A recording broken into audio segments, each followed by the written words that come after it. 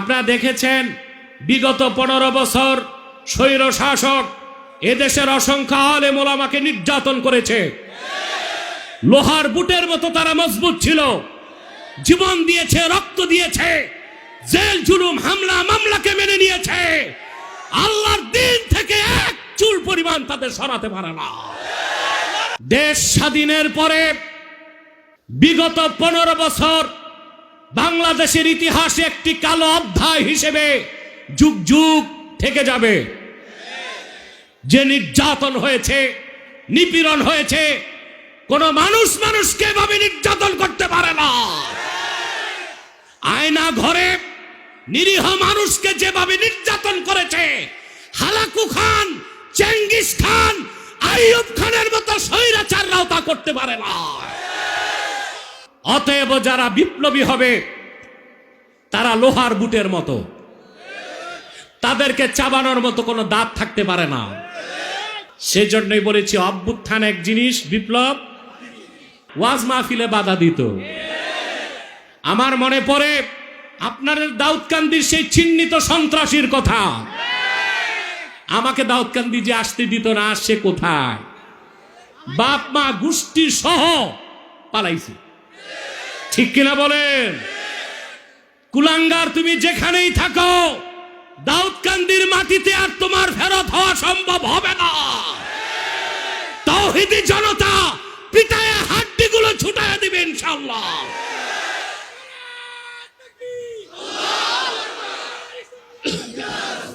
আজকে তুমি নাই, দাউদকান্দিতে আব্বাসী আছে। আল্লাহর কোরআনের পক্ষে শক্তিকে দমন করা যায় না। যারা চেষ্টা করে তারাই মিটে যায়, ইতিহাসের আস্থা করে তারা নিক্ষিপ্ত হয়। এইরকম নেতা থেকে বাংলাদেশকে পবিত্র করতে হবে। আপনার নেতা বানান সুদখোরকে, বেনামাজি, লুটেরা, চাঁদাবাজ, দাগাবাজ, সন্ত্রাসীদেরকে নেতা বানানো আর বাংলাদেশে সম্ভব হবে না। ইমানদার, নামাজি, চরিত্রবানদেরকে নেতৃত্বে আনতে হবে আপনাদেরকে। নতুবা আপনাদের কথিত অভ্যুত্থান আর বিপ্লব কোনোদিন সার্থক হবে না। আপনাদের অনেকের ধারণা ইসলামে রাজনীতি নাই। আরে অনেকে বলে যে কোরআনের সাথে রাজনীতির সম্পর্ক নাই। ওই নির্ভদ্রে যদি বলেন সূরা ফাতিহা তর্জমা করো, ওর মাস্টার স্ট্রোক করবে। কোরআনে রাজনীতি নাই, হাদিসে রাজনীতি নাই। সেটা ডেমোক্রেসি নয়, সোশ্যালিজম নয়, ক্যাপিটালিজম নয়, মানব রচিত মতবাদ নয়। সেটা হচ্ছে খেলাফত আলা মিনহাজিন নবুওয়া। যে খেলাফত, যে রাজনৈতিক আদর্শ প্রতিষ্ঠার জন্য ইমামে হোসেন কারবালায় রক্ত দিয়েছেন, সে রাজনীতিকে আমরা বিশ্বাস করি মনে প্রাণে, ঠিক কিনা বলো? ইসলামে রাজনীতি নাই, এটা নির্ভদ ছাড়া কেউ বলতে পারে না।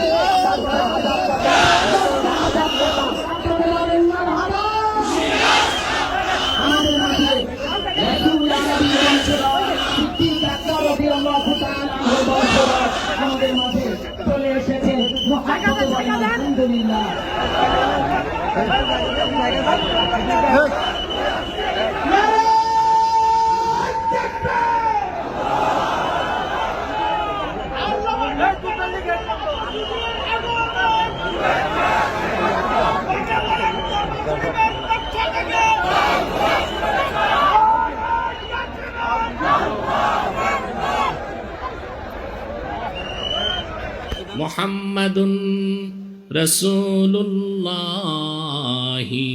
সাল্লাল্লাহু আলাইহি ওয়াসাল্লাম খাতামাল্লাহু বিহিন নবুওয়া ওয়া হাকামান লা নবিয়্যা বা'দাহু বালাগাল উলা বিকামালিহি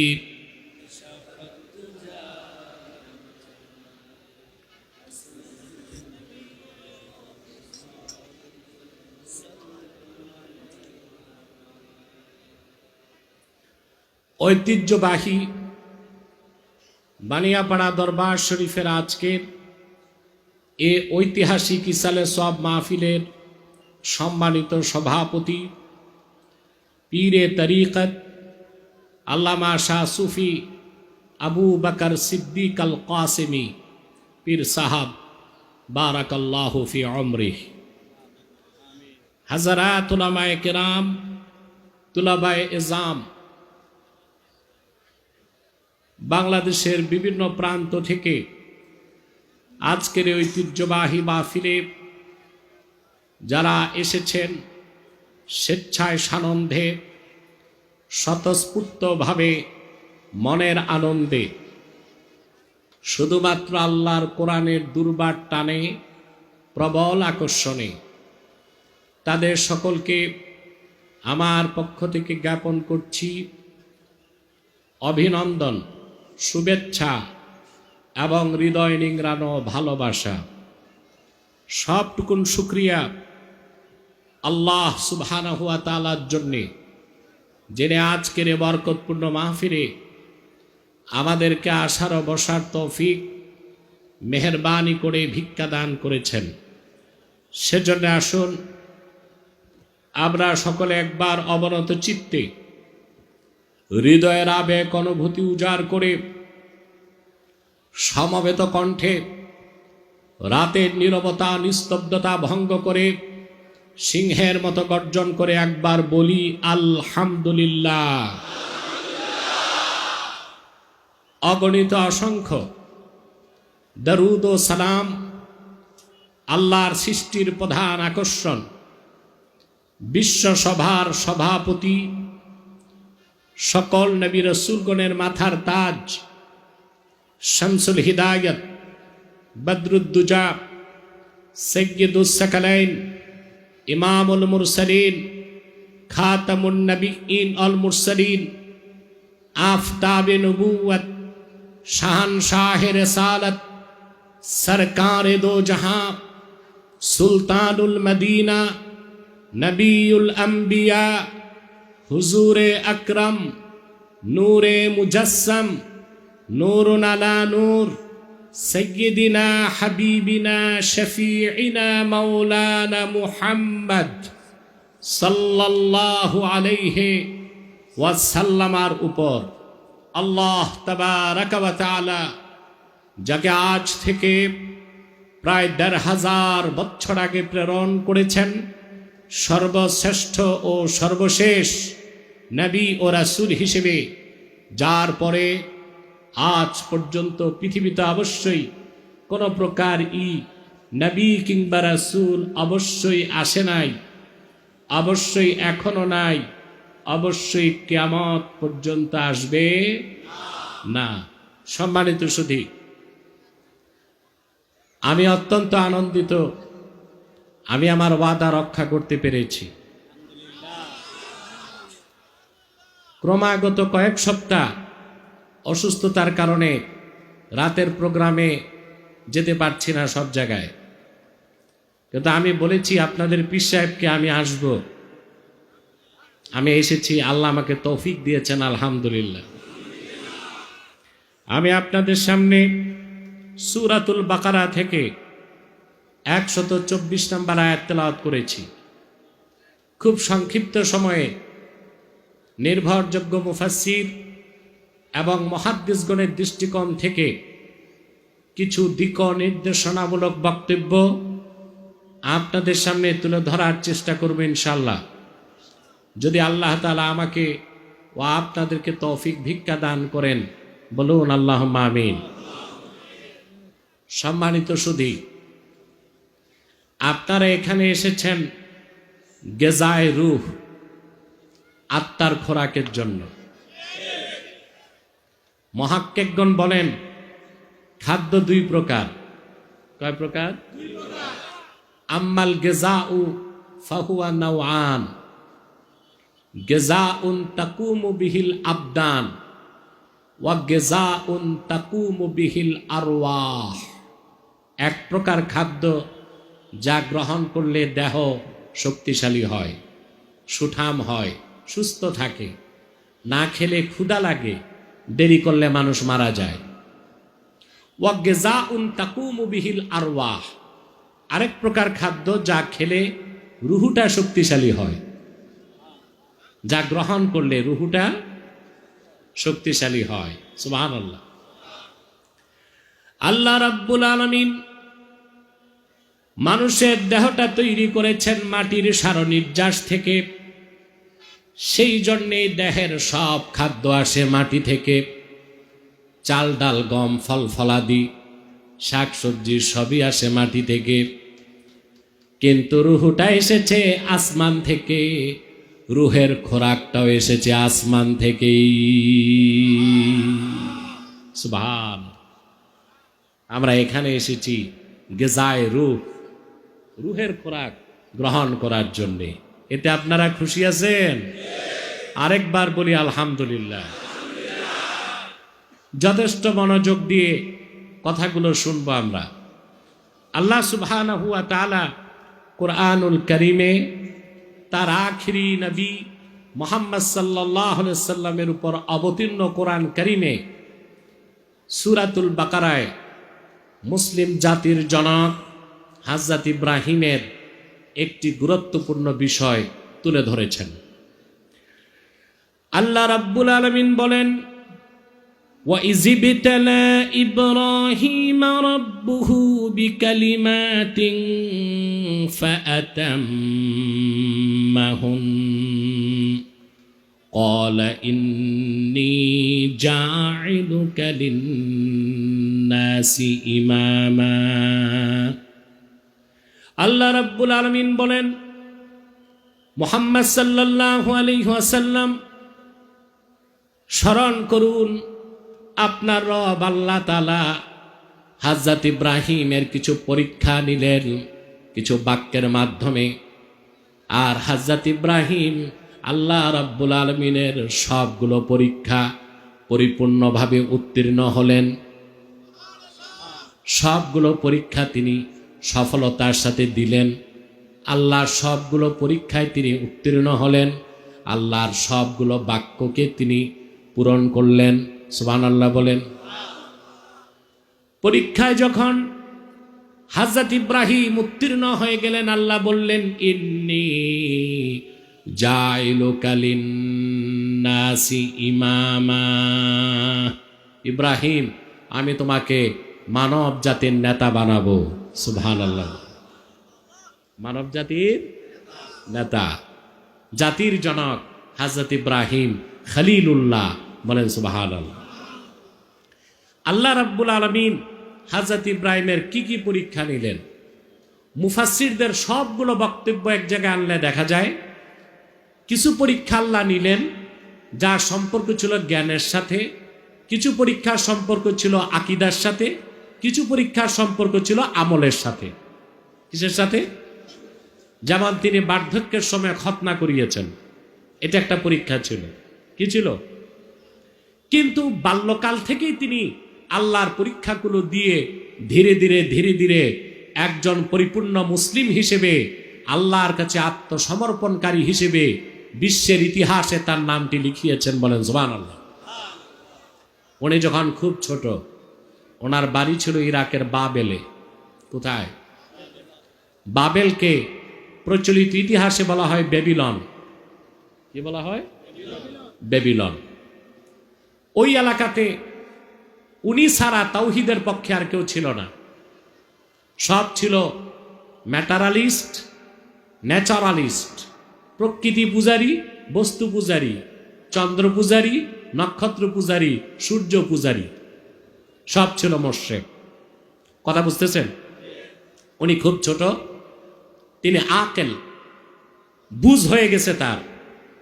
আশপাশে সব মূর্তি পূজারী, ওরা কেউ আল্লাহর তাওহীদকে বিশ্বাস করে না। ঠিক সেই বাল্যকালেই তিনি তাদেরকে আল্লাহর তাওহীদের পথে আহ্বান করা শুরু করলেন। আল্লাহ রাব্বুল আলামিন বলেন, ফালাম্মা জান্না আলাইহিল লাইলু রাআ কাওকাবা ক্বালা হাযা রাব্বি ফালাম্মা আফালা ক্বালা লা উহিব্বুল আফিলিন। আল্লাহ রাব্বুল আলামিন বলেন, রাত যখন ইব্রাহিমকে আচ্ছন্ন করে ফেলল, দূর আকাশের দিকে তাকায় তিনি নক্ষত্র দেখতে পেলেন। তারপর বললেন, হাযা রাব্বি, এটা আমার রব। নক্ষত্রের আলো যখন ম্লান হয়ে গেল, তিনি বললেন, ম্লানশীল, যার শক্তি কমে বাড়ে, এইরকম নাকেস কোনো সত্তাকে ইব্রাহিম রব বলে মানতে পারে না। সুবহানাল্লাহ বলবেন না? প্রশ্ন আসে, তাহলে কি ইব্রাহিম আলাইহিস সালাম কিছু সময়ের জন্য নক্ষত্রকে রব মানছে নাকি? প্রশ্ন তো আসে না। এই জন্য তাফসির না পড়ে তাফসির করা হারাম। আবার বলছি, গ্রহণযোগ্য তাফসিরের কিতাব না পড়ে তাফসির করা কি শুধু হারাম না, কতক ক্ষেত্রে কুফর। কতক ক্ষেত্রে কি? আপনাকে নির্ভরযোগ্য তাফসির পড়তে হবে। তাফসির এক জিনিস, বয়ান আরেক জিনিস। আপনি বয়ান করতে গেলে লাইলির কেচ্ছা, মজনুর কেচ্ছা সব বলতে পারবেন, কিন্তু যখন তাফসির করতে যাবেন, নির্ধারিত সীমানার বাইরে যে মন মস্তিষ্ক প্রসূত কোনো ব্যাখ্যা দেবার সুযোগ নাই। আমাদের বাংলাদেশে এই ক্ষেত্রে যথেষ্ট খেয়ানত করা হয় স্টেজগুলোতে, ঠিক কিনা বলেন? লেখা থাকে তাফসিরুল কোরআন মাহফিল, শুনলে শোনা যায় তাফসির একদিক, বক্তা আরেক দিক। এটা আমানতের খেয়ানত না? কথা বলে না? ইব্রাহিম আলাইহিস সালাম এক মুহূর্তের জন্য নক্ষত্রকে রব মানে নাই, কারণ আল্লাহর কোন একজন পয়গম্বর জন্ম থেকে মৃত্যু পর্যন্ত শিরক তো দূরে থাক, কুফর তো দূরে থাক, একটা কবিরা গুনাহ করে না। এটাই আহলুস সুন্নাহ ওয়াল জামাতের আকীদা মুস্তাহকামা। সুবহানাল্লাহ বলেন। তো তিনি যে বললেন হাযা রাব্বি, এটা আমার রব, অর্থ কি? আল্লামা হাফেজ জালালউদ্দিন সুয়ুতী রাহমাতুল্লাহি আলাইহি তিনি ব্যাখ্যা করেছেন, হযরত ইব্রাহিম আকাশের নক্ষত্রের দিকে যখন তাকায় ছিলেন, তার পাশে দাঁড়ায় ছিল নক্ষত্র পূজারীরা। তিনি তাদেরকে লক্ষ্য করে বললেন, হাযা রাব্বি আলা জামিকুম, তোমাদের ধারণায় এটা আমার রব। আমার ধারণায় না, তোমাদের ধারণায় এটা আমার রব। নক্ষত্র যখন ম্লান হয়ে গেল, তিনি তাদের চোখের পর্দা সরাই দিলেন। কেমন খোদারে, কেমন জিনিসটা রব মানো যার শক্তি কমে যায়? অতএব এইটা কখনো রব হতে পারে না। ফালাম্মা রাআল কমারা বাযিগান ক্বালা হাযা রাব্বি, আবার তিনি দেখলেন পূর্ণিমার চাঁদ, তিনি বললেন হাযা রাব্বি। এখানেও অর্থ তাই, হাযা রাব্বি আলা জামিকুম, চন্দ্র পূজারীরা তোমাদের ধারণা এটা আমার রব। চাঁদ যখন ম্লান হয়ে গেল, তিনি বললেন এটাও তো রব হতে পারে না। ফালাম্মা রাআশ শামসা বাযিগাতান ক্বালা হাযা রাব্বি হাযা আকবার। আবার তিনি যখন সূর্যের দিকে তাকালেন, তিনি বললেন এটা আমার রব, এটা সবচেয়ে বড়। তিনি রব মানেন নাই। আলা জামিকুম, সূর্য পূজারীরা তোমাদের ধারণা এটা আমার রব। সূর্য যখন ডুবে গেল, তিনি বললেন চন্দ্র পূজারীরা, সূর্য পূজারীরা, নক্ষত্র পূজারীরা, এগুলো একটাও রব নয়। আসল রবকে শোনো। ইন্নী ওয়াজ্জাহতু ওয়াজহিয়া লিল্লাযী ফাতারাস সামাওয়াতি ওয়াল আরদা হানিফাও ওয়া মা আনা মিনাল মুশরিকিন। আমি মুখাপেক্ষী হলাম সেই মহান সত্তার, যিনি চন্দ্র নক্ষত্র সূর্য সব কিছু সৃষ্টি করেছেন। আকাশ ও জমিন ও তার মাঝখানে যা আছে সব যিনি সৃষ্টি করেছেন, সুনিপুণভাবে আমি সেই মহান আল্লাহর মুখাপেক্ষী হলাম। সুবহানাল্লাহ। আল্লাহ তার পরীক্ষা নিলেন একের পর এক, প্রতিটি পরীক্ষায় তিনি উত্তীর্ণ হলেন। এটা ছিল তার জ্ঞানের পরীক্ষা, আকলের পরীক্ষা। বলেন সুবহানাল্লাহ। এবার তিনি যুবক, তাকায় দেখেন চারপাশে সব মূর্তি পূজারী, সব মূর্তিকে সাজদা করে। তিনি তার আত্মীয় স্বজন সবাইকে ডাক দিয়ে বললেন, এগুলো কি করো? তোমরা হাতে বানাইছো, এগুলো তো খোদা না, এগুলোরও তো তোমরা বানাইছো, এগুলোর ইবাদত করো কেন? তো মূর্তি পূজারীরা তাকে জবাব দিল যে আমাদের পক্ষে কোনো দলিল নাই মূর্তি পূজার পক্ষে, তবে বাপদাদা করতো, আমরাও করি। বাপদাদা করতো, আমরাও করি। নাউজুবিল্লাহ বলবেন না? আমাদের দেশেও যে বাপদাদার দোহাই দিয়া সেরেক হয় এটা জানেন? সংস্কৃতির নামে সেরেক হয়। কিসের নামে? এই যে আপনারা পহেলা বৈশাখ পালন করেন, করে না? চারুকলা থেকে ঝাড়ু মারারা পহেলা বৈশাখে মঙ্গল শোভাযাত্রা বের করে, এটা শিরকি কাজ কিনা? হুতুম পেঁচা থাকে। হুতুম পেঁচা হচ্ছে হিন্দু ধর্ম মতে লক্ষ্মীর বাহন। হিন্দুদের বিশ্বাস পহেলা বৈশাখে মা লক্ষ্মী সুখ শান্তি নিয়ে আসে। মুসলমান এই বিশ্বাস রাখতে পারে? বানর, হনুমান এগুলোর মূর্তি নিয়ে যুবক যুবতীরা বাসন্তী রঙের শাড়ি, গেরুয়া কালারের কুর্তা লাগায়া, হাতে শাক, মাথায় তিলক, ঢোল ডক্কর পিঠা মঙ্গল শোভাযাত্রা বের করে। এটা হিন্দুয়ানি সংস্কৃতি। এটা করতেছে শিরকি কাজটা সংস্কৃতির দোহাই দিয়া। বাপদাদা করতো, কারা করতো? আবার আপনাদের দেশে পহেলা বৈশাখে দেখবেন ওই 21শে ফেব্রুয়ারি নগ্ন পদে মস্তক নত করে পাথরের বেদিতে যে পুষ্প অর্পণ করে, এটা হচ্ছে সংস্কৃতির নামে একটা শিরকি কাজ। এটারও দলিল নাই। দলিল পূর্বের লোকজন করে গেছে, আমরাও। এটা শিরক না? কথা বলেন, লজ্জা হয় বলতে? আমরা 21শে ফেব্রুয়ারি যারা শহীদ হয়েছে তাদের জন্য দোয়া করতে পারি, ঠিক কিনা? কিন্তু নগ্ন পদে ফুল দিয়া সাত সকালে শহীদ মিনারে যে মস্তক নত করে দাঁড়িয়ে থাকা সুস্পষ্টভাবে শিরকি কাজ। এটা মুসলমানের সংস্কৃতি হতে পারে না। এইভাবে আমরাও বাংলাদেশে অনেক শিরকি কাজ করি বাপদাদার দোহাই দিয়া। কার দোহাই দিয়া? কাদের দোহাই দিয়ে? বাপদাদার সেই কাজটা করা যাবে যেটা শরীয়তের মানদণ্ডে উত্তীর্ণ। বাপদাদার দোহাই দিয়া ওই কাজ করা যাবে না যেটা শিরক এবং কুফরে ভরপুর। মনে থাকবে মুসলমান। ইব্রাহিম আলাইহিস সালাম বললেন, বাপদাদা করতো তো তোমরাও করবা, এটা তো কোনো দলিল না। অনেক বুঝাবার চেষ্টা করলেন, ওরা বুঝতে চায় না। তারপর তিনি চরম পন্থা নিলেন। সুবহানাল্লাহ বলেন। তিনি বললেন, তাল্লাহি লা আকিদান্না আসনামাকুম বাদা আন তুওয়াল্লু মুদবিরিন। আল্লাহর কসম, মুশরিকেরা তোমরা পূজা মণ্ডপ থেকে বাড়ি যাবার পরপরই আমি মূর্তিগুলোর ব্যাপারে চূড়ান্ত সিদ্ধান্ত নিব। এই ছিল ইব্রাহিম আলাইহিস সালামের বিপ্লব। আপনারা বিপ্লব বিপ্লব করেন, পৃথিবীর ইতিহাসে প্রথম বিপ্লবী পুরুষের নাম হযরত ইব্রাহিম। এখন বাংলাদেশে সবচেয়ে চটকদার শব্দ কি? বিপ্লব। যারা বিপ্লব করছে তারা আবার বিপ্লবের ঘোষণাপত্র চাচ্ছে।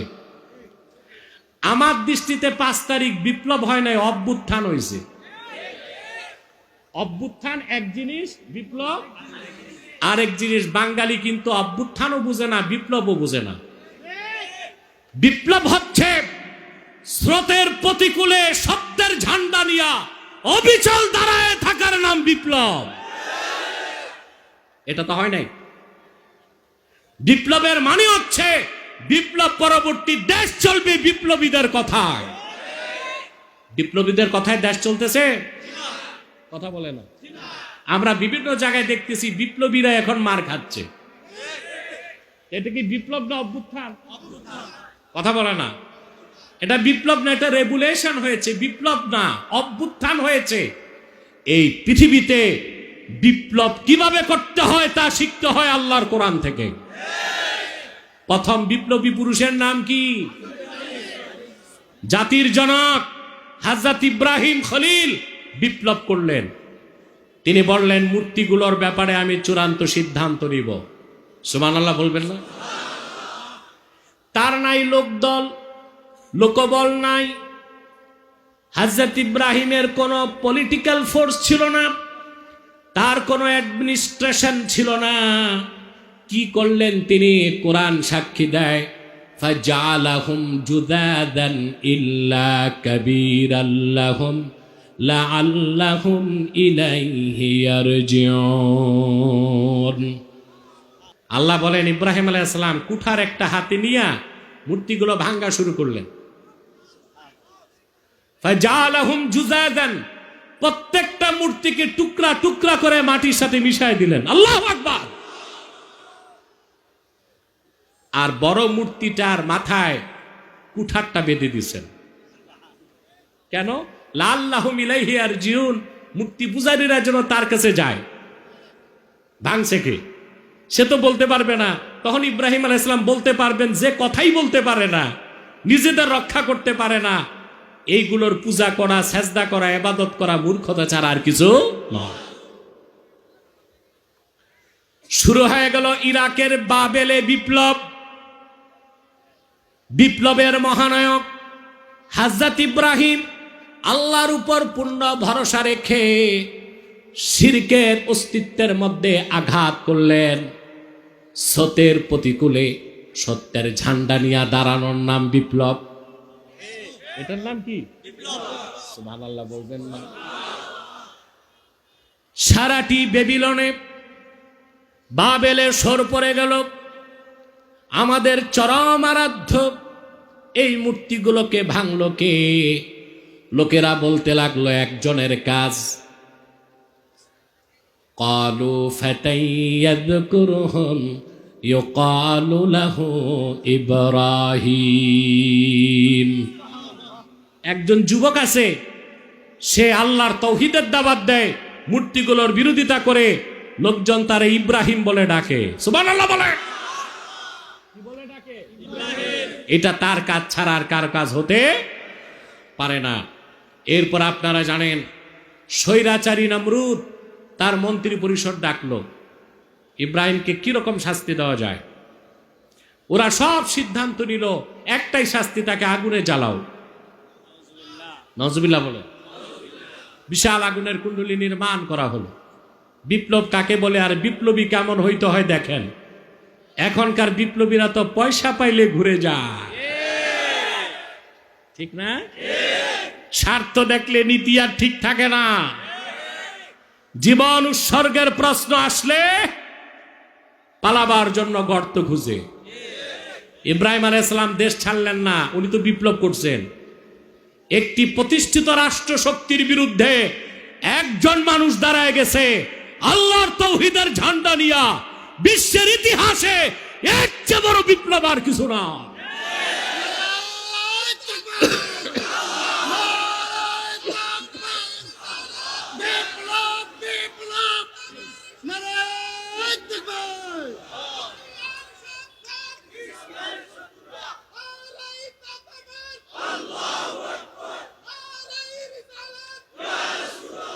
আমার বন্ধুরা, ডাকা হলো হযরত ইব্রাহিমকে।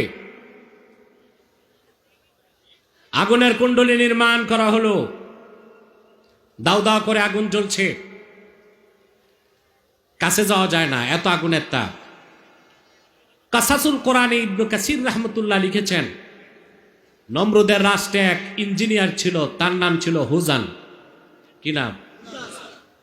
সে একটা যন্ত্র বানায় দিয়েছে ইব্রাহিম আলাইহিস সালামকে আগুন পর্যন্ত পৌঁছাতে। আমাদের দেশের বক্তারা বলে চরক গাছ। চরক গাছ টরক গাছ কিছু না, ওইটার নাম হচ্ছে মিনজানিক। কি নাম? কাঠের কামান, যার বহু বচন মাজানিক। কাঠের কামান তৈরি করে দেওয়া হলো। হযরত ইব্রাহিমের হাত পা বেঁধে হাতলের মধ্যে বসায় দেওয়া হলো। দাও দাও করে আগুন জ্বলছে। কাঠের কামান ঘুরতে লাগলো। ঘূর্ণন যখন চরম পর্যায়ে পৌঁছে যাবে, রশি কাটলি ইব্রাহিম পয়গম্বর আগুনের কুণ্ডলিতে চলে যাবেন। কাঠের কামান ঘুরছে। ইব্রাহিম আলাইহিস সালাম তাকায় দেখেন সামনে আগুন জ্বলছে। আল্লাহর ফেরেশতা জিবরিল চলে আসলেন, এসে বললেন, ইব্রাহিম, আমি আল্লাহর মুকাররব ফেরেশতা, আমার নাম জিবরিল আমিন, আমার 600 পাখা আছে। একবার ঝাপটা দিলে নমরুদের আগুনের কুণ্ডলী মাটির সাথে মিশে যাবে। আলাকা হাজাতুন ইয়া ইব্রাহিম, ইব্রাহিম তোমার সাহায্যের দরকার আছে কিনা বলো।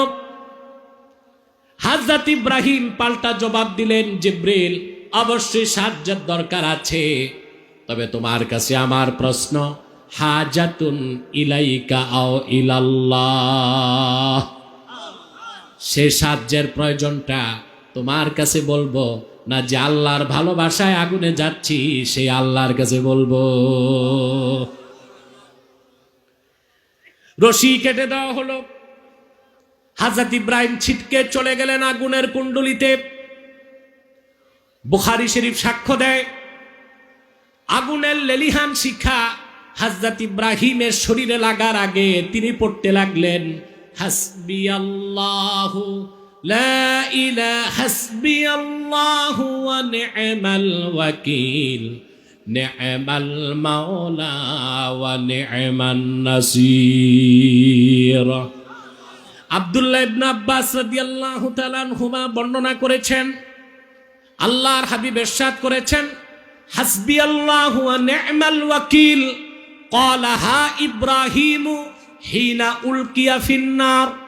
হযরত ইব্রাহিমকে যখন আগুনের কুণ্ডলিতে নিক্ষেপ করা হয়েছে, ওই মুহূর্তে হযরত ইব্রাহিম পড়েছেন, হাসবিয়াল্লাহু ওয়া নি'মাল ওয়াকিল, আল্লাহ আমার জন্য যথেষ্ট, তিনি উত্তম অভিভাবক। বলেন সুবহানাল্লাহ।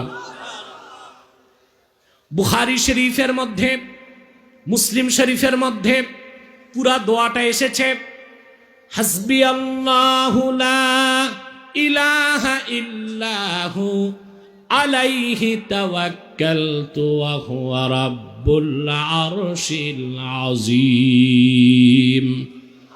যত বড় বিপদ হোক সকালে 7 বার, সন্ধ্যায় 7 বার পড়বেন। কতবার? সকালে 7 বার। দাড়ি রাখছেন? মাশাআল্লাহ। এই চেয়ারম্যানকে তো ক্রেস্ট দিতে হবে দাড়ি রাখার কারণে। আমি বলে গেছিলাম 2-3 বছর আগে, খেয়াল আছে?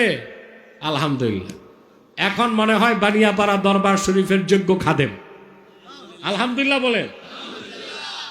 সম্মানিত সুধী, যে কথা বলছিলাম, বিপদ আপদ আসলে হাই হাই করবেন না আল্লাহকে ডাকবেন? কি ভাষায় ডাকবেন আল্লাহ শিখাই দিয়েছেন, হাসবিয়াল্লাহু লা ইলাহা ইল্লাহু আলাইহি তাওয়াক্কালতু ওয়া হুয়া রাব্বুল আরশিল আযীম। মনে থাকবে? কেমনে থাকবে? আপনারা বাঙালি তো 3 দিন আগেরটা ভুলে যান। আমার সাথে পড়েন, হাসবিয়াল্লাহু লা ইলাহা ইল্লাহু আলাইহি তাওয়াক্কালতু ওয়া হুয়া রাব্বুল আরশিল আযীম। হাদিস সাক্ষ্য দেয়, কোন ব্যক্তি যদি ফজর নামাজের পরে 7 বার, মাগরিবের পর 7 বার এই দোয়াটা পড়ে, আল্লাহর রহমতের চাদরে সে লেমিনেটেড হয়ে যাবে। কোন বুলেট বোমা, কোন বিপদ আপদ তার গায়ে লাগবে না। বলেন সুবহানাল্লাহ। কতবার? সকালে 7 বার, সন্ধ্যায় 7 বার। এটা মনে থাকবে? এই একটা সবক যাবে, বাড়ি যাবে। আল্লাহুম্মা আমিন বলেন। হযরত ইব্রাহিম চলে গেলেন আগুনে, সব অপেক্ষায় আছে তার কি অবস্থা হয়। কাসাসুল কোরআনে ইবনে কাসির রাহমাতুল্লাহ লিখেছেন, ইব্রাহিম আলাইহিস সালাম যাকে বাবা বলতেন তার নাম এসেছে আজার। আমি কথাটা এইভাবে কেন বলছি? ইব্রাহিম আলাইহিস সালাম যাকে বাবা বলতেন তার নাম কি এসেছে? এখানে ভিন্ন আলোচনা আছে, আজকে আর করতে পারবো না, এই জন্য এইভাবে বললাম, কখনো আবার করে দিব ইনশাআল্লাহ। আজার প্রাসাদের ছাদে দাঁড়ায় দেখতেছে ইব্রাহিম আলাইহিস সালামের কি হয়। ইবনে কাসির কাসাসুল কোরআনে নকল করেন, প্রাসাদের ছাদ থেকে আগুনের কুণ্ডলীর দিকে আজার তাকায় দেখে, বিশাল আগুনের কুণ্ডলীর ভিতরে আল্লাহ রাব্বুল আলামিন ইব্রাহিমের জন্য সবুজ বাগান বানিয়ে দিয়েছেন। তিনি সেখানে বেহেশতি হাসি হাসেন আর হাঁটতেছেন। অনিচ্ছায় আজরের মুখ থেকে বের হয়ে গেল, নে'মার রাব্বু রাব্বুকা ইয়া ইব্রাহিম। আসলে কতই না উত্তম রব ইব্রাহিম, তোমার যিনি রব আল্লাহ রাব্বুল আলামিন। আমরা তোমাকে আগুনে দিলাম আর তিনি তোমার জন্য সবুজ বাগান বানায় দিয়েছেন। বলেন সুবহানাল্লাহ। বেরিয়ে আসলেন ইব্রাহিম আলাইহিস সালাম।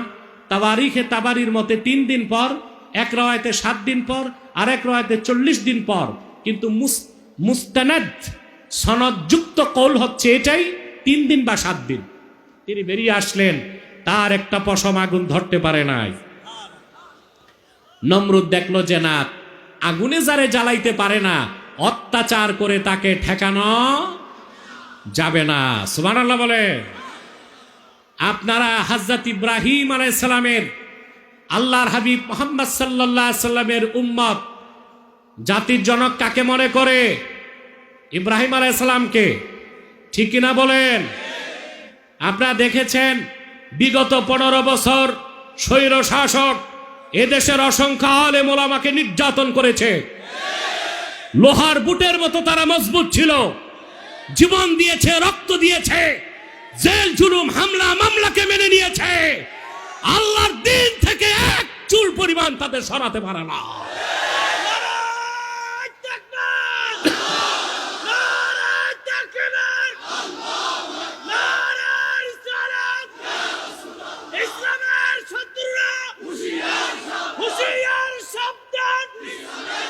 আমার ভাইরা, দেশ স্বাধীনের পরে বিগত 15 বছর বাংলাদেশের ইতিহাসে একটি কালো অধ্যায় হিসেবে যুগ যুগ থেকে যাবে। যে নির্যাতন হয়েছে, নিপীড়ন হয়েছে, কোন মানুষ মানুষকে এভাবে নির্যাতন করতে পারে না। আয়না ঘরে নিরীহ মানুষকে যেভাবে নির্যাতন করেছে, Hulagu Khan, Genghis Khan, Ayub খানের মতো স্বৈরাচাররাও তা করতে পারে না।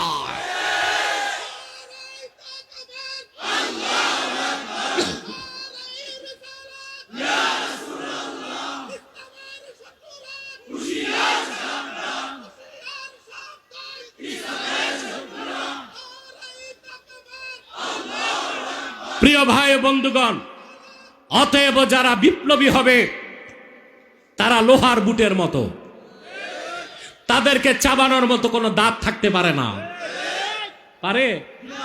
সেজন্যই বলেছি অভ্যুত্থান এক জিনিস, বিপ্লব। অভ্যুত্থানকারী আর বিপ্লবী পার্থক্য আছে? আছে। সম্মানিত সুধী, নমরুদ দেখছে যে না, একে তো আগুনও জ্বালানো যায় না, কি শক্তি তার। এবার নমরুদ বলছে, ইব্রাহিমকে ডাকো, আমি একটু সংলাপ করব। এটাই স্বৈরাচারীদের চরিত্র, যুগে যুগে প্রথম চেষ্টা করে হামলা মামলা, জেল জুলুম নির্যাতন, তারপর নির্যাতনের স্টিম রোলার চালায়। যখন কিছুই করতে পারে না তখন ডায়লগ, সংলাপে ডাকে। ইব্রাহিম আলাইহিস সালাম গেছেন একেবারে একা। সুবহানাল্লাহ বলবেন না? নমরুদ হযরত ইব্রাহিমকে জিজ্ঞেস করলেন, ইব্রাহিম তুমি কার তাওহীদের দাওয়াত দাও? হযরত ইব্রাহিম বললেন, যিনি আমার রব, তোমার রব, গোটা সৃষ্টি জগতের রব আল্লাহ রাব্বুল আলামিনের তাওহীদের দাওয়াত দেই।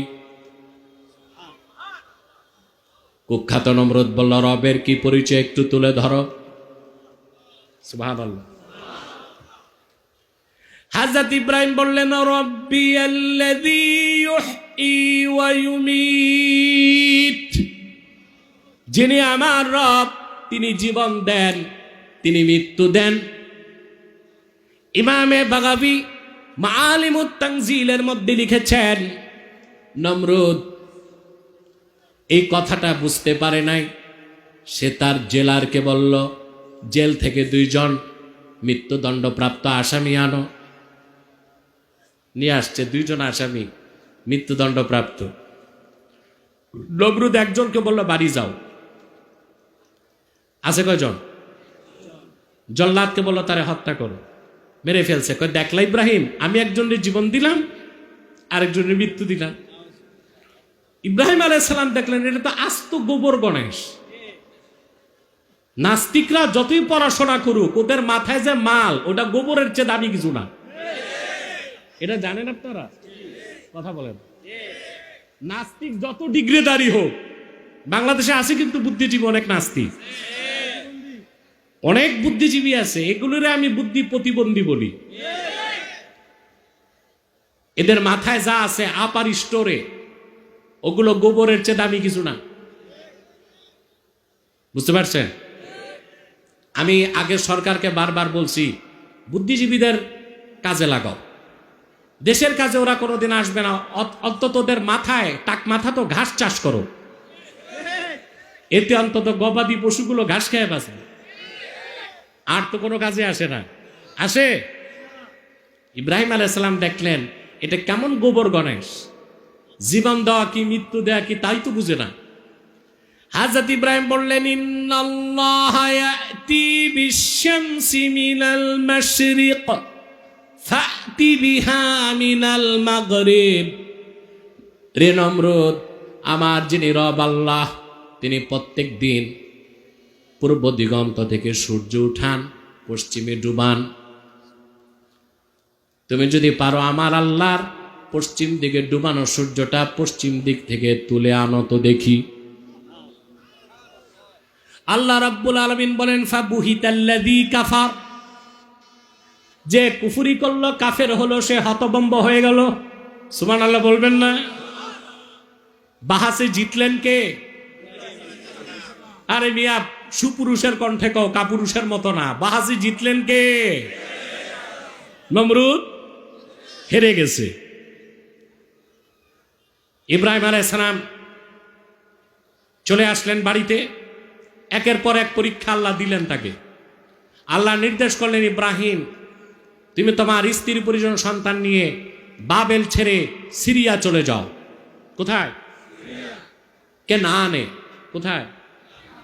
আপনার এই যে সিরিয়া, দামেস্ক, বাইতুল মুকাদ্দাস, জর্ডান, লেবানন, এগুলো পাশাপাশি। কথা বুঝতেছেন? আল্লাহর হুকুমে তিনি চলে আসলেন হিজরত করে, বাপ দাদার পৈতৃক ভূমি ছেড়ে কেনানে। এরপর আল্লাহর পক্ষ থেকে একের পর এক পরীক্ষা আসতে লাগলো। আল্লাহ তো তারে নেতা বানাবেন, পরীক্ষা না দিয়ে কি নেতা হওয়া যায়? কথা বলে না।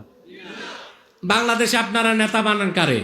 যার পয়সা আছে, পিস্তল বাহিনী আছে, দুর্মুজ বাহিনী আছে, এরে নেতা বানায়। কারা নেতা বানায়? কথা বলেন। পিস্তল বাহিনী আছে, দুর্মুজ বাহিনী আছে, আর পয়সা আছে, এদেরকে নেতা বানায়। এই নেতাদের মধ্যে এমন কিছু কুলাঙ্গার নেতাও ছিল যাদের চরিত্রের অবস্থা ডাস্টবিনের চেয়েও খারাপ। ওরা দাড়ি রেখে মদ পান করত, নামাজ পড়তো না, লুটপাট করত, চাঁদাবাজি করত। শুধু তাই না, ওয়াজ মাহফিলে বাধা দিত। আমার মনে পড়ে আপনাদের দাউদকান্দির সেই চিহ্নিত সন্ত্রাসীর কথা। আমাকে দাউদকান্দি যে আসতে দিত না, আসছে কোথায়? বাপ মা গোষ্ঠী সহ পালাইছে। ঠিক কিনা বলেন? কুলাঙ্গার, তুমি যেখানেই থাকো, দাউদকান্দির মাটিতে আর তোমার ফেরত হওয়া সম্ভব হবে না। তাওহীদি জনতা পিটায় হাড্ডিগুলো ছুটায় দিবে ইনশাআল্লাহ।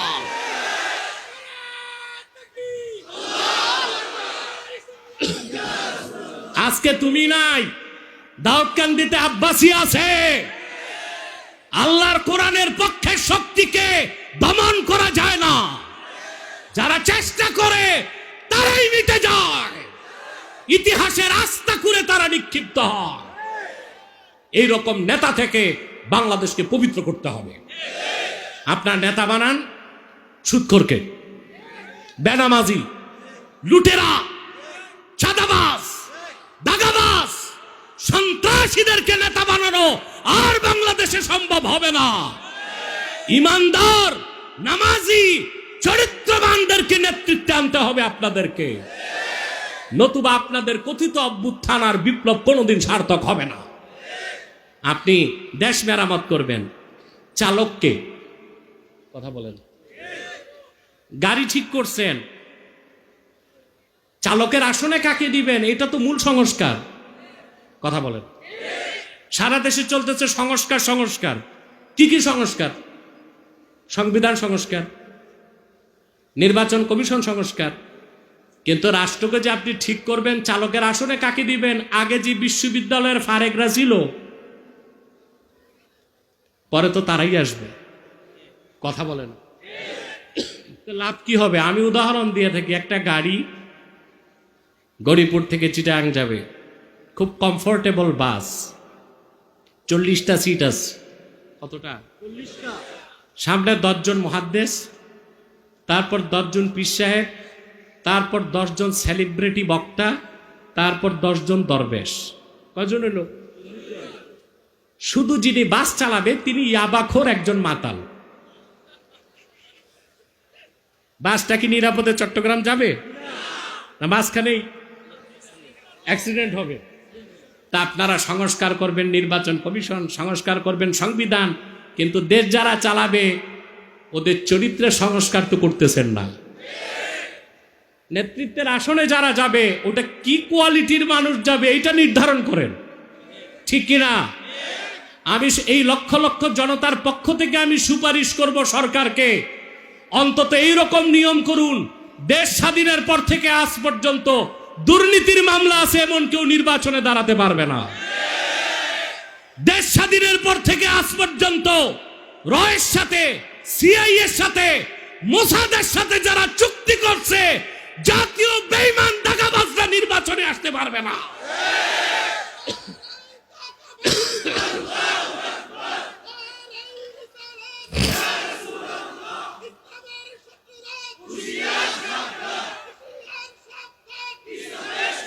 এই দুইটা নীতি বাস্তবায়ন করেন, নেতৃত্বে ভালো মানুষ আসবে। আমি কোন দলকে জিতাবো, কোন দলকে ঠকাবো, এই রকম ইনজাস্টিস, অবিচার আমার কাছে নাই। আমার কথা, প্রত্যেক দলেই তো কিছু ভালো মানুষ আছে, নাই? আপনি যে দল করেন, আপনার দলের নেতাটা ইমানদার কিনা দেখেন, কথা বলেন। সে যদি কাফের মোশরিক হয় তাকে ভোট দিবেন না। দেখেন আপনি যেই দল করেন সেই দলের যে নেতাকে ভোট দিবেন সে ইমানদার কিনা, অন্তত নামাজি কিনা, তাকে ভোট দেন। এই একটা নীতি বাস্তবায়ন করলে বাংলাদেশ একটা ভালো সমাজ হবে। ইসলামী রাষ্ট্র আমাদের স্বপ্ন। ইসলামী রাষ্ট্রের আগে ইসলামী সমাজ বানান। রাষ্ট্রবিজ্ঞানে একটা কথা আছে, পলিটিক্যাল সায়েন্সে, society is great then state. রাষ্ট্র থেকে সমাজ বড়। আমরা যদি প্রত্যেক দলের মুসলমানরা ইমানদার আর নামাজিদেরকে নেতৃত্বে পাঠাই, বাংলাদেশ একটা ইসলামী সমাজ হয়ে যাবে। পরবর্তী প্রজন্ম বাংলাদেশকে ইসলামী রাষ্ট্র বানায় দিবে ইনশাআল্লাহ। সংস্কার ওদের হাতে না, সংস্কার আপনাদেরই হাতে, ঠিক কিনা? ইব্রাহিম আলাইহিস সালাম চলে গেলেন সিরিয়ায়। পরীক্ষার পর পরীক্ষা আসতেছে, নেতা হইতে পরীক্ষা লাগে। কি লাগে? আর আপনাদের দেশে কি লাগে? পয়সা, দুর্মুজ বাহিনী, পিস্তল বাহিনী, আর কি লাগে? না, সব এলাকার নেতারা মদ আর গাঁজা খায় না। সব এলাকার নেতারা না, এটা দাউদকান্দিতেই কলঙ্ক ছিল, মুছে গেছে। আলহামদুলিল্লাহ বলেন, জোরে বলেন আলহামদুলিল্লাহ।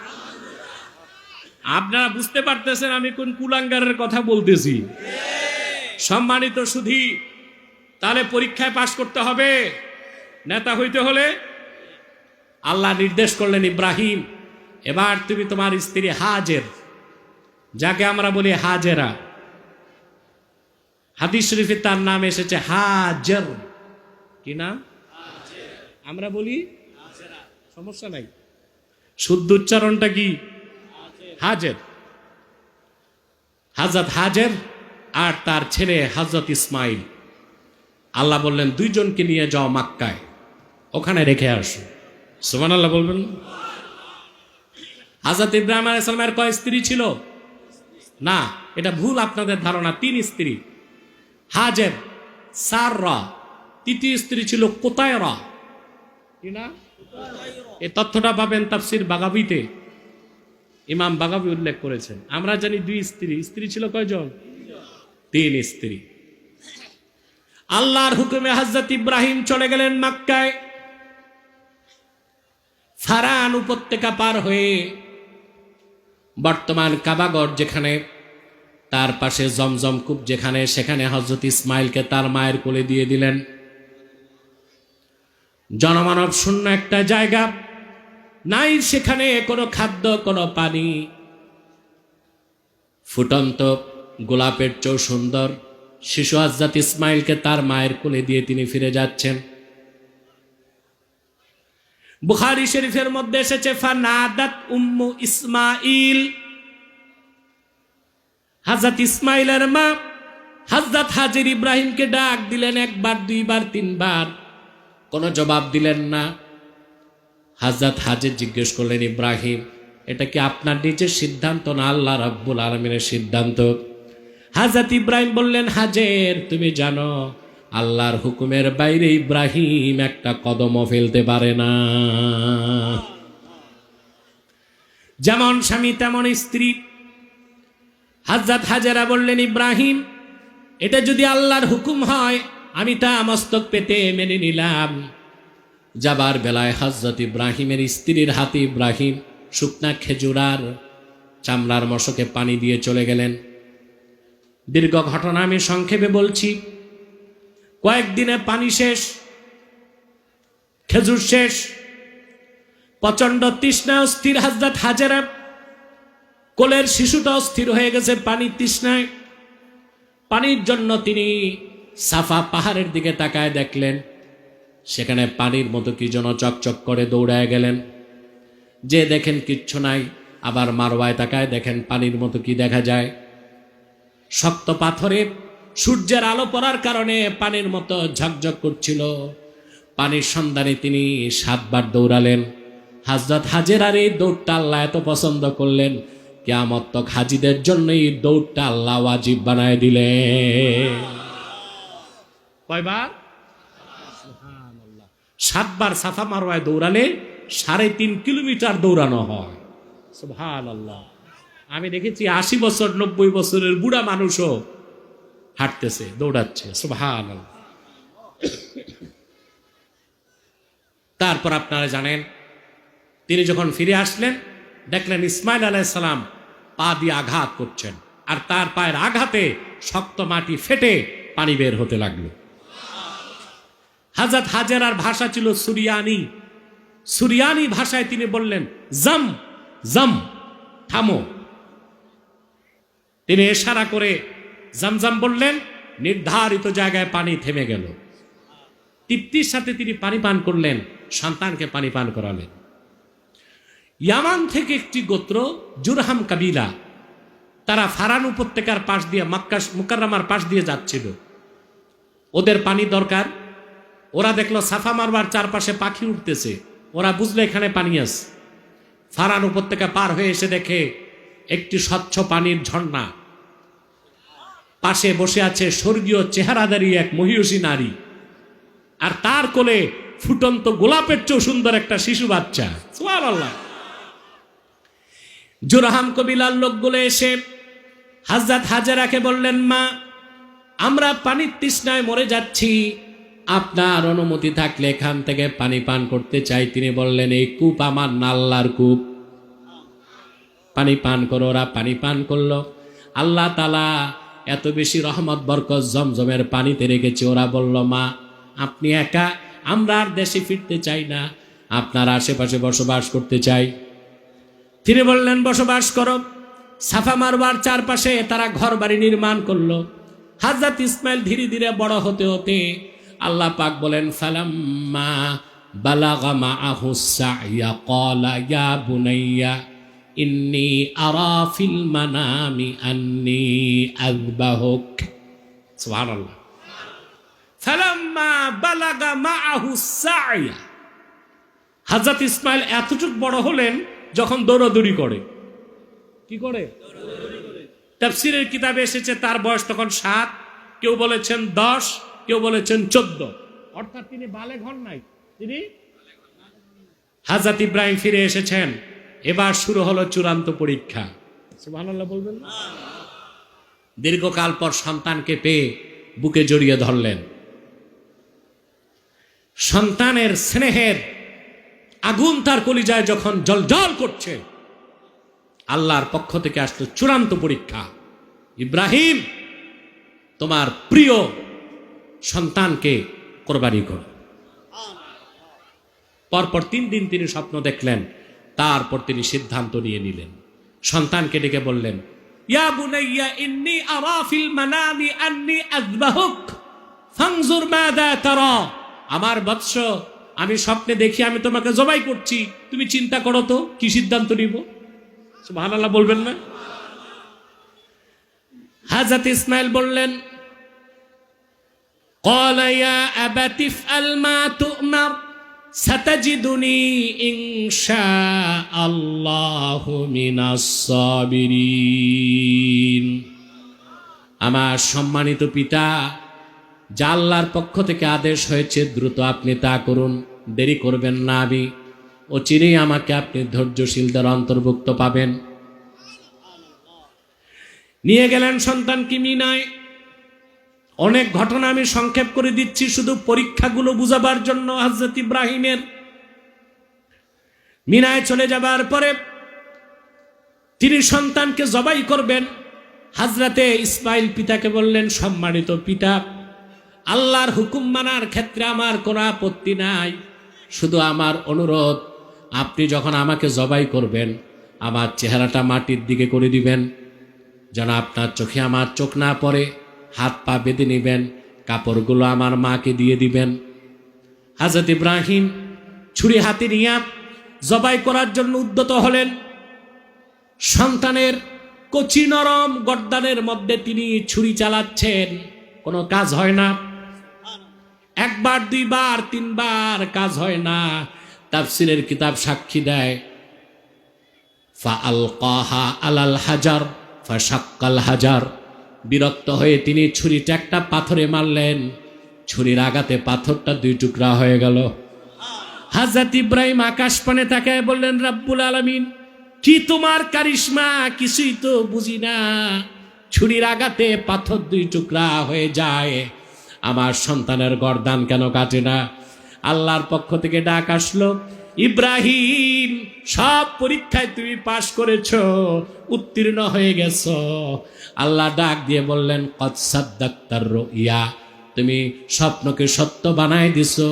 ইব্রাহিম, সন্তানকে আর জবাই করার দরকার নাই, আমি জান্নাত থেকে পশু পাঠায় দিলাম, তুমি জবাই করে দাও। এইভাবে হযরত ইব্রাহিম 1টি নয় 2টি নয় অসংখ্য পরীক্ষায় উত্তীর্ণ হলেন। আল্লাহ তখন তাকে বললেন, ইন্নী জাইলুকা লিন্নাসি ইমামা। ইব্রাহিম, আমি তোমাকে মানব জাতির জন্য নেতা বানায় দিব। আল্লাহ তারে নেতা বানাইছেন কিনা বলেন? তাৎক্ষণিক হযরত ইব্রাহিম দোয়া করলেন। তিনি ডাক দিয়ে আল্লাহকে বললেন, রব্বুল আলামিন, ক্বালা ওয়া মিন যুররিয়াতি, শুধু আমারই নেতা বানাবা না আমার বংশধরের মধ্যেও আরো কাউরে নেতা বানাবা? আল্লাহ বলে দিলেন, শোনো ইব্রাহিম, লা ইয়ানালু আহদিজ জালিমিন, আমার ওয়াদা জালেমদের কাছে কখনো পৌঁছবে না। অর্থাৎ তোমার বংশের মধ্যে যারা কাফের মুশরিক, এই নেতৃত্বের সম্মান আমি তাদেরকে দিব না। ঈমানের উপর যারা থাকবে আমি তাদেরকে নেতা বানাবো। বলেন সুবহানাল্লাহ। আমার ভাইয়েরা, হযরত ইব্রাহিমের বংশে হযরত ইসহাকের সূত্রে আল্লাহ 70,000 নবী পাঠাইছেন। সুবহানাল্লাহ বলবেন না? তারা নেতা ছিলেন কি না? কথা বলে না। নেতা ছিলেন না? তারা ধর্মীয় ক্ষেত্রে নেতৃত্ব দিতেন, রাজনৈতিক নেতৃত্ব। সুবহানাল্লাহ বলবেন না? আপনাদের অনেকের ধারণা ইসলামে রাজনীতি নাই। আরে অনেকে বলে যে কোরআনের সাথে রাজনীতির সম্পর্ক নাই। ওই নির্ভদ্রে যদি বলেন সূরা ফাতিহা তর্জমা করো, ওর মাস্টার স্ট্রোক করবে। কি করবে? কোরআনে রাজনীতি নাই, জোরে বলতে হবে। কোরআনে রাজনীতি নাই, হাদিসে রাজনীতি নাই। সেটা ডেমোক্রেসি নয়, সোশ্যালিজম নয়, ক্যাপিটালিজম নয়, মানব রচিত মতবাদ নয়, সেটা হচ্ছে খেলাফত আলা মিনহাজিন নবুওয়া। যেই খেলাফত, যে রাজনৈতিক আদর্শ প্রতিষ্ঠার জন্য ইমামে হোসেন কারবালায় রক্ত দিয়েছেন, সে রাজনীতিকে আমরা বিশ্বাস করি মনে প্রাণে, ঠিক কিনা বলো? ইসলামের রাজনীতি নাই, এটা নির্বোধ ছাড়া কেউ বলতে পারে না। হযরত ইব্রাহিমের বংশে আল্লাহ নেতা বানাইছিলেন, কথা বলে না, ইমানদারদের। কাদেরকে? হযরত ইসহাকের বংশ থেকে কতজন পয়গম্বর আসছে? প্রায় 70,000। তারা রাজনীতি করতেন, তারা সমাজে নেতৃত্ব দিতেন, তারা ছিলেন ইমাম। বলেন সুবহানাল্লাহ। আমার কথা বিশ্বাস হয় না? আবার বলছি, বনি ইসরায়েলের নবীগণ রাজনীতি করতেন। আবার বলছি, বনি ইসরায়েলের নবীগণ রাজনীতি করতেন। তা আমরা রাজনীতি করতে পারবো না? মুসলিম শরীফের হাদিস, রাসূল করিম সাল্লাল্লাহু আলাইহি ওয়াসাল্লাম ইরশাদ করেছেন, কানা বানু ইসরাঈল তাসুসুহুমুল আম্বিয়া কুল্লামা হালাকা নাবিয়্যুন খালাফাহু নবী ফাইন্নাহু লা নাবিয়্যা বাদি ফাসায়াকুনু খুলাফা। বনি ইসরায়েলের নবীগণ রাজনৈতিক নেতৃত্ব দিতেন। একজন নবী ইন্তেকাল করলে আরেক নবী দায়িত্ব নিতেন। আল্লাহর হাবিব বলেছেন, কিন্তু আমি মুহাম্মদ সাল্লাল্লাহু আলাইহি সাল্লাম সর্বশেষ নবী ও রাসূল, আমাকে প্রেরণ করে নবুয়তের রিসালাতের দরজা আল্লাহ তাআলা চিরতরে বন্ধ করে দিয়েছেন। আমার পরে কিয়ামত পর্যন্ত কোনো নবী নাই, রাসূল নাই। আমার উম্মতের নেতৃত্ব দিবে খলিফাগণ। কারা? কারা? আল্লাহর হাবিব, আল্লাহর আখিরি নবী নূর নবীজি মুহাম্মদ মুস্তাফা সাল্লাল্লাহু আলাইহি ওয়াসাল্লাম ১,৫০০ বছর আগে দুনিয়া থেকে বিদায় নিয়ে রফিকে আলা আল্লাহর কাছে চলে যাবার পরে উম্মতের নেতৃত্ব দিলেন প্রথম খলিফা আবু বকর সিদ্দিক রাদিয়াল্লাহু তাআলা আনহু, তারপরে হযরত ওমর, তারপরে হযরত ওসমান, তারপরে হযরত আলী। সুবহানাল্লাহ বলবেন। পরবর্তীতে আসলো স্বৈরাচার ইয়াজিদ। কে আসলো? হযরত মুয়াবিয়ার পরে স্বৈরাচার ইয়াজিদ। ইয়াজিদকে ব্যক্তিগতভাবে আমি কাফের মনে করি, তবে হযরত মুয়াবিয়াকে নিয়ে কোনো প্রশ্ন করা যাবে না। তিনি জলিলুল কদর সাহাবী ছিলেন। ইয়াজিদের শাসন ক্ষমতার পর পরবর্তীতে আবার ওমর ইবনে আব্দুল আজিজ রাহমাতুল্লাহর মাধ্যমে আবার খেলাফত চালু হয়েছে। বলেন সুবহানাল্লাহ। এবার দেখেন, আল্লাহ বলছেন, ইব্রাহিম তোমার বংশে জালেমরা কেউ নেতা হবে না। পরবর্তীতে আল্লাহ তাআলা হযরত ইসমাইলের বংশে ১৫০০ বছর আগে আল্লাহ তার আখিরি নবী মুহাম্মদ সাল্লাল্লাহু আলাইহি ওয়াসাল্লামকে নবিয়ুল আম্বিয়া ওয়াল মুরসালিন হিসেবে ইমামুল মুরসালিন, সমস্ত নবী রাসূলগণের নেতা বানায় দিলেন। বলেন সুবহানাল্লাহ। বলেন, সমস্ত নবী রাসূলগণের নেতা বানায় দিলেন। বলেন সুবহানাল্লাহ। আর আল্লাহর আখিরি নবী মুহাম্মদ সাল্লাল্লাহু আলাইহি ওয়াসাল্লামের উম্মতের মধ্যে যারা ঈমানদার, আল্লাহ তাআলা তাদেরকেই এই দুনিয়ায় নেতৃত্ব দেবার জন্য আল্লাহ তাআলা বৈধ প্রোপাইটার হিসেবে তাদেরকে আল্লাহ তাআলা কবুল করে নিয়েছেন। বলেন সুবহানাল্লাহ। আর হযরত ইব্রাহিমের বংশে বনি ইসরায়েলের পরবর্তী উত্তরসূরি যারা ইহুদি, আল্লাহ তাদের থেকে নেতৃত্বকে কেড়ে নিলেন। আজকে ৩০০০ বছর পার হয়ে গেছে, ইহুদিরা নেতৃত্বে আসতে পারে নাই। তারা পরগাছা হিসেবে বেঁচে আছে, পরজীবী হিসেবে বেঁচে আছে। এই বিশ্ব মানচিত্রে ইহুদিদের কোনো দেশ নাই, তাদের কোনো নেতৃত্ব নাই। তারা যা করছে সবটা ডিপ্লোমেসি, চক্রান্ত, ষড়যন্ত্রের মাধ্যমে।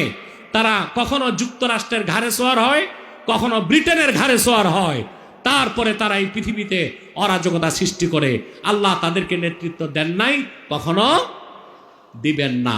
আমরা আজকে যে কথাগুলো শিখলাম, যে আমরা ইব্রাহিম আলাইহিস সালামকে জাতির জনক মানি। একটা কথা মনে রাখবেন, আমাদের দেশে নাস্তিক বুদ্ধিজীবীরা বলে ইসলাম এসেছে আব্রাহামিজম থেকে, হযরত ইব্রাহিমের ধর্ম থেকে। এটা তাদের মিথ্যা কথা। ইব্রাহিম আলাইহিস সালামের শরীয়ত ছিল অপরিপূর্ণ, আল্লাহর হাবিবের শরীয়ত পরিপূর্ণ। ইব্রাহিম আলাইহিস সালামের সময় দিন ছিল অপরিপূর্ণ, আর আল্লাহর হাবিবের দিনকে ১৫০০ বছর আগে আল্লাহ করে দিয়েছেন পরিপূর্ণ। শুধুমাত্র ইব্রাহিম আলাইহিস সালামের 10টা কাজকে আল্লাহ ইসলামের মধ্যে রাখছেন। সেজন্য ইসলাম আব্রাহামিজম থেকে এসেছে, এই কথা বলার কোনো সুযোগ নাই। আমরা যা শিখলাম যে আল্লাহর আখিরি নবী নূর নবীজি মোহাম্মদ মুস্তাফা সাল্লাল্লাহু আলাইহি ওয়াসাল্লাম ১৫০০ বছর আগে যে পূর্ণাঙ্গ দিন রেখে গিয়েছেন, আমরা সেই দিনকে বিশ্বাস করে সেই দিনের অনুসরণ করে বেঁচে থাকতে চাই। আর আমরা তাদেরকেই নেতৃত্বে আনব যারা ইমানদার এবং চরিত্রবান, ঠিক কিনা বলেন? যারা ইমানের প্রশ্নে আপোষহীন, শিরক এবং কুফরের সাথে যাদের কোনো সম্পর্ক থাকবে না। নেতা হবার জন্য, মুসলিমদের নেতা হবার জন্য 4টা গুণ লাগে, এই কথাটা বলেই আমি চলে যাচ্ছি। কয়টা গুণ? প্রথম হচ্ছে ইলম, তারপর হচ্ছে আদল, শরীয়তের এলেম লাগবে নেতাকে। অর্থাৎ যিনি মুসলিমদের নেতা হবেন তিনি জুমার নামাজে ইমামতি করবেন।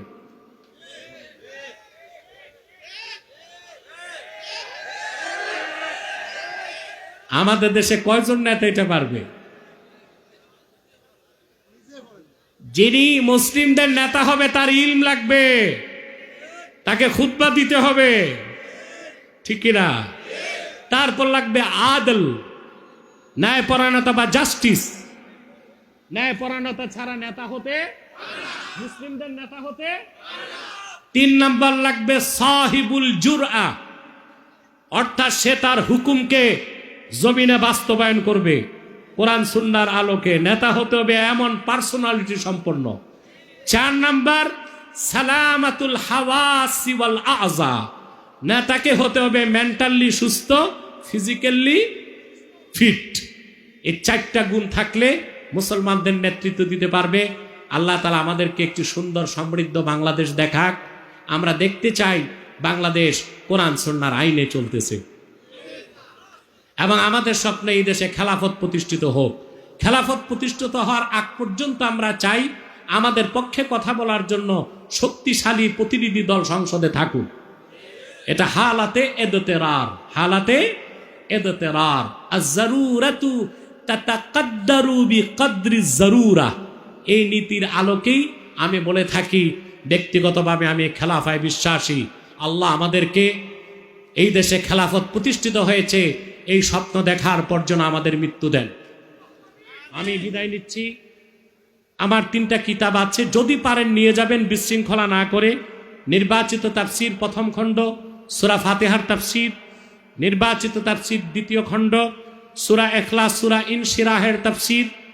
বুখারী শরীফের প্রথম হাদিস ইন্নামাল আ'মালু বিন্নিয়াত, এই একটি হাদিসের উপর একটি পূর্ণাঙ্গ ব্যাখ্যা নিয়ে যাবেন। আমি বিদায় লগ্নে দোয়া চাই। বর্তমান পীর সাহেব মাওলানা আবু বকর সিদ্দিক আল কাসেমি একেবারে যুবক মানুষ, আলহামদুলিল্লাহ। আল্লাহ তাকে শরীয়তের ইলম দিয়েছেন, তরিকত তাসাউফের ইলম দান করেছেন। যে কোনো আন্দোলনের সংগ্রামে কর্মসূচিতে আমি ডাকলে উনি উপস্থিত হয়। আপনাদেরকে আরেকটা ইতিহাস মনে করায় দেই। এই যে বাংলাদেশে ফেসিবাদ শুরু হয়েছে 2007-8 থেকে, কথা বলে না, এই বাংলাদেশে সর্বপ্রথম নির্যাতনের শিকার হয়েছিল এই দরবারের মরহুম পীর সাহেব, মরহুম আবুল কাসেম রহমতুল্লাহ। মনে আছে আপনাদের? ওনাকে অন্যায়ভাবে জেলখানায় বন্দি করে রাখা হয়েছিল। আমি যতটুকু পেরেছি তখন চেষ্টা করেছিলাম ওনার পক্ষে কথা বলার, কাজ করার। আমার মনে হয় আল্লাহ তার মর্তবা বাড়াবেন, এই জন্য মাজলুম হিসেবে তাকে কবুল করছেন। আলহামদুলিল্লাহ। আজকে তার উত্তরসূরি আছেন, ওনার আওলাদরা আছেন। প্রাণ ভরে মন খুলে দোয়া করে দিবেন, আল্লাহ যেন তাদেরকে তরিকতের ঝান্ডা হাতে নিয়ে সামনে এগিয়ে যাবার তৌফিক দান করেন। এই প্রতিষ্ঠানকে, এই বানিয়াপাড়াকে আল্লাহ তাআলা যেন হেদায়েতের জন্যে, হেদায়েতের আলোকবর্তিকা যেন তারা ধরে রাখতে পারে মৃত্যু পর্যন্ত। বলেন আল্লাহুম্মা আমিন। আমি দোয়া চাই। ওয়াখির দাওয়ানা আনিল হামদুলিল্লাহি রাব্বিল আলামিন। ওয়াসসালামু আলাইকুম ওয়া রাহমাতুল্লাহি তাআলা ওয়া বারাকাতুহু।